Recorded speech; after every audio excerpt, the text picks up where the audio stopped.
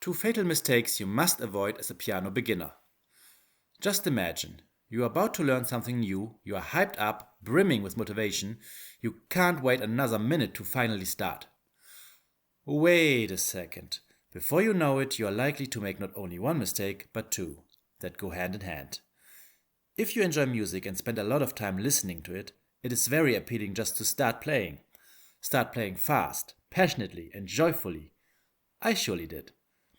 Two problems with this approach though. Number one, parking in the wrong zone.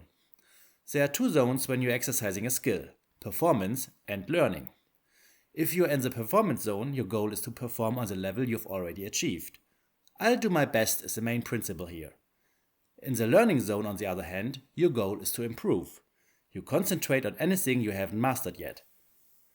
Seemingly a straightforward concept, it is easy to mix those two up and spend way too much time in one or the other, mostly in the performance zone. I'm a bit confused. Let's consider a common approach to learning a new skill. You start with a general idea of what you want to do. You search for learning resources like an instructor, a manual, an online course, whatever. You're using that to get the basics right enough at least so you can use that skill. So now you can drive, play tennis, play the piano, or do cooking at a level that you can enjoy even when it's not that great. Around this point, your progress stops, and using the skill consistently does not get you any further. Driving to work for 30 years doesn't help you to compete in the Formula 1. Playing tennis against your neighbor every weekend won't give you a shot at Wimbledon. Playing drunk online chess for hours on end won't make you a grandmaster. Your practice needs to be deliberate instead of automatic.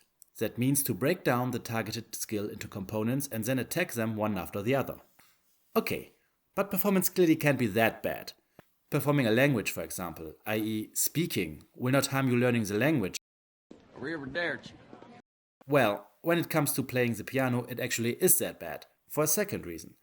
Number two, getting muscle memory wrong. Muscle memory comes in handy when a skill has a physical component to it, which piano playing clearly does, since it's all about finger movement. If your body repeats certain movements, it becomes easier and easier to do them in the future, without relying too much on brain power.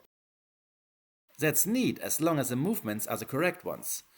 If not, extra effort is needed to unlearn the mistakes. So performing at the piano can harm overall progress. For one, you are spending time that should have been spent in the learning zone. Secondly, mistakes end up very time consuming because they mess up muscle memory. A lot of my practice in the first weeks of my piano journey looked like this.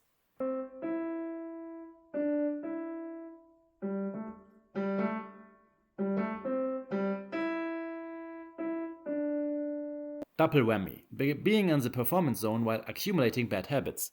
Now a lot of practice looks more like this.